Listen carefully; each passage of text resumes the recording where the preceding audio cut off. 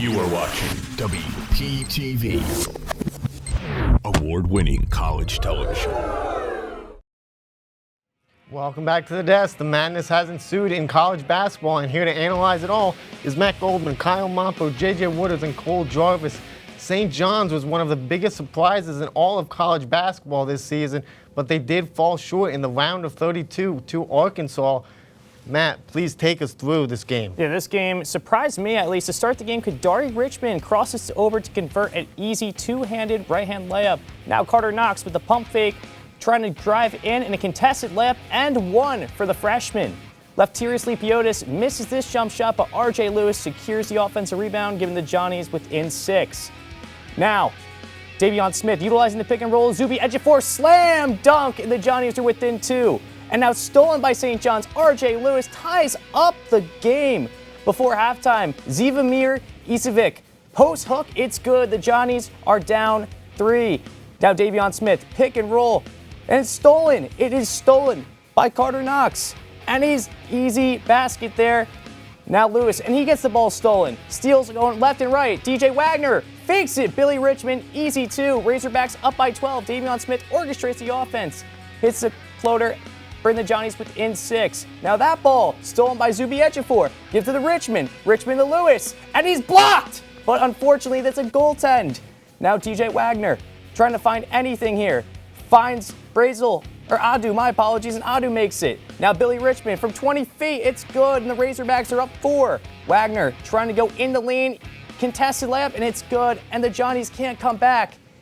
And it's just an unfortunate manner for St. John's. Yeah, hell of a season for the Johnnies, but they did fall short. I had them going all the way in my bracket, but unfortunately now that's in shambles. Yeah, that's unfortunate. But JJ, I'll go to you here. What went wrong as the fairy tale season comes to an end? That's just not a good pick, Coop. But it's simply they just missed easy shots. Like the amount of layups Richardson missed that he usually makes was crazy. R.J. Lewis missed a lot of layups. They just missed a lot of easy layups. I don't know if it was because of Arkansas' size or they just had a bad game. They missed a lot of easy shots, and they're gonna look back on this like, guys, we should have made all those layups. Kyle, what went wrong for the Johnnies? Yeah, the lack of offense was a big part of their loss there. I mean, R.J. Lewis shot 3 for 17 with only 9 points. Aaron Scott, 1 for 10. Not a good showing for him either. And Cugliari Richmond, he was in foul trouble, but he only finished with 5 points. Outside of Ejiofor, I mean, no one stepped up for them. They just encountered Arkansas at the wrong time. They were hot, well coached by Coach Calipari, and, it's lack of offense. Cole? Yeah, Coop, it's the benching of R.J. Lewis. At the end of the day, 18-point average player for a game, right? He won Big East Player of the Year. That is your best player at that point.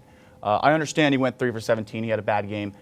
We all have those nights, but there's 4 minutes left in the game. You cannot bench your best player.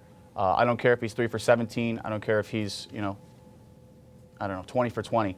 The guy has to play, and he's got to be on the floor. Rick Pitino, I think, made a little bit of a mistake there. Yeah, I mean, I was scratching my head. I couldn't believe it that he was benched because he was the only option for them to at least shoot a three-pointer, and he was just on the bench, and I was in absolute awe that he was on the bench. You're getting a little personal here. Well, yeah, I'm a big Johnny fan now. Really? Oh, really? Now. You turned over a new leaf since Pitino got hired? Absolutely. Are you a Crane fan now too, Marquette? I'm a big Rick Pitino fan. Oh, okay. Love the guy. Great coach. And Matt finishes off here. So the foul trouble really killed the Johnnies in this one. Cugliari Richmond fouled out with some big time left in the second quarter.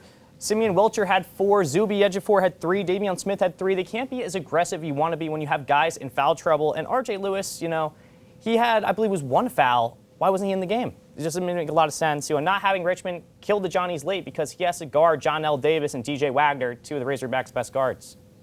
This March, we've seen countless moments that have defined March Madness over the years. Matt, please bring us through a moment that has been the most memorable. I would say it's McNeese's early run, and it was all orchestrated by Amir Ora Khan, their student manager. That guy was ridiculous. Will Wade is a phenomenal job. He turned around that McNeese program. He's going to wind up taking the job at NC State next year, and he's going to bring Amir Khan with him. But outside Khan and Wade, there's players on this team. Brandon Murray was a Power 5 player at one point. He had 21 the game against Clemson. Quadir Copeland played at Syracuse. He had 16. So, these guys transferring from these bigger schools, helping McNeese, shock the world. Not really shock the world. Some people have McNeese winning, but, take down Clemson. Yeah, I mean, there might be a transfer portal for student managers because I don't know if you guys heard, this guy might be on the move to another team. So he might be playing for, I don't know, another team, but we'll see. JJ, I'll go over to you. I'm going to say the two-time champs out. The UConn Huskies are just out. They didn't make it to the Sweet 16. I was surprised, they did struggle a lot this year, but I'm just surprised that the back-to-back champs don't make at least the Sweet 16. That's just surprising to me. Kyle? Yeah, I think we have to talk about the Blue Devils' dominance in this tournament. Yeah, Auburn and Florida and Houston all dominated in their first game at round of 64, but Duke kept that going in the round of 32, blew out Baylor, and they have an average win margin of 24.5 points per game. And I think we have to talk about them because they're the only team that's consistently blowing out teams, and their defense has just been absurd, so I got to go with the Blue Devils. Yeah, I'm not shocked with that pick. You're a big Blue Devils fan. Yeah, I had to stay home with that one, but I know, you had to go with the home pick there. They're really good. Tyrese Proctor's. Yeah, He's becoming him. Yeah. He's a really good. Tyrese Proctor is really good. It's Knipple. Cole, finish us off with this question. I'm going to go with Maryland versus Colorado State. That finish was amazing. It was probably, I think, the first buzzer beater of the tournament, right? Aside from the first four, but we don't really count that.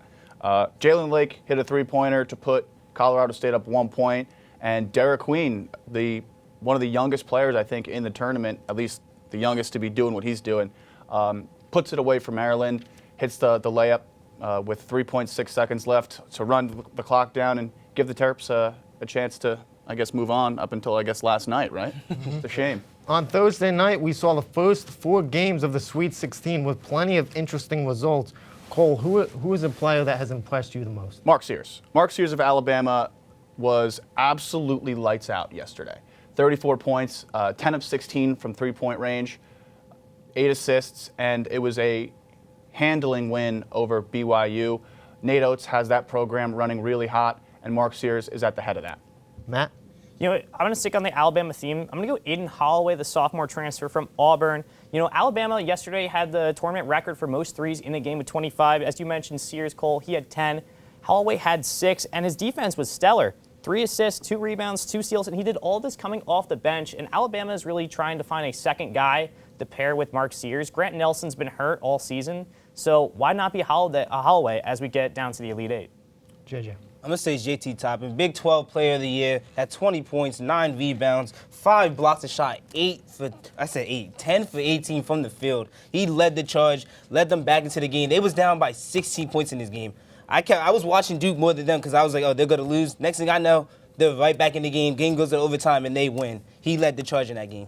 Kyle, what player do you want to highlight today? Yeah, Coop, I mean, you called me out on it. I had to stay home with Cooper Flagg. 30 points, 6 rebounds, 7 assists. He's 6'9", everybody. 3 blocks and a steal with 9 for 19 shooting and 3 threes as well. He's just a defensive menace, ACC Player of the Year and ACC Rookie of the Year. Probably going to win the Wooden Award as well. And, it's got to stay home to my boy Coop. Yeah, I mean, yeah, we're getting very personal and biased. Another Coop is in the air, I guess. Yeah, and he's playing in Jersey, so. Yeah, we might see him get drafted right out of Duke, like right after. There's the a chance season. he stays. Maybe. As a Duke fan, I hope he stays. Yeah. Tonight, there was a battle between the 2 juggernauts in college basketball, the SEC regular season champion Auburn Tigers and the Big Ten tournament champions Michigan Wolverines. JJ, take us through a comparison between the 2. Auburn out of the SEC, Michigan out of the Big Ten. Auburn averages a little over 83 points a game, while Michigan averages a little over 78 points a game. The rebounds, Auburn is a little under 37 rebounds a game, Michigan 38. Field goal percentage, Auburn is 48% from the field, and Michigan is 47% from the field. And three-point percentage, Auburn is 36.8%. and Michigan is 33% from three-point range. Yeah, exciting matchup tonight, and I'm looking forward to seeing it.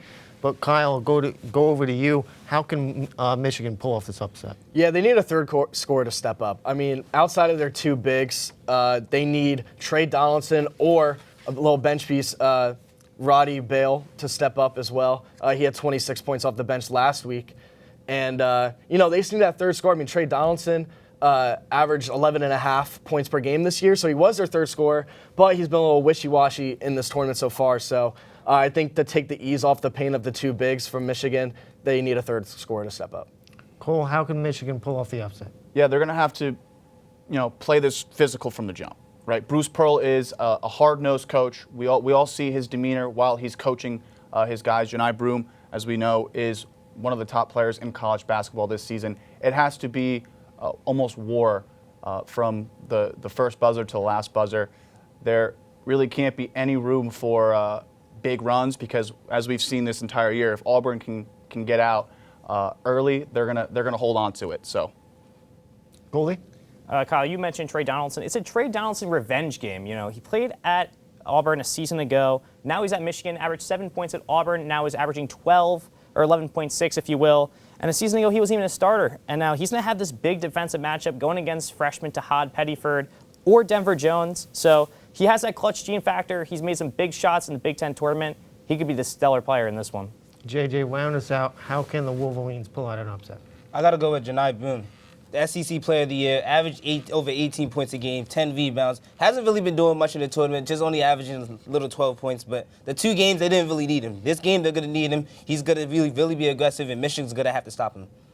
That'll do it for our March Madness Sweet 16 block. Check in next week as we break down the Final Four. We're going to send it over to Daniel Karp and the MLB crew for opening day next here on WP Sports Desk.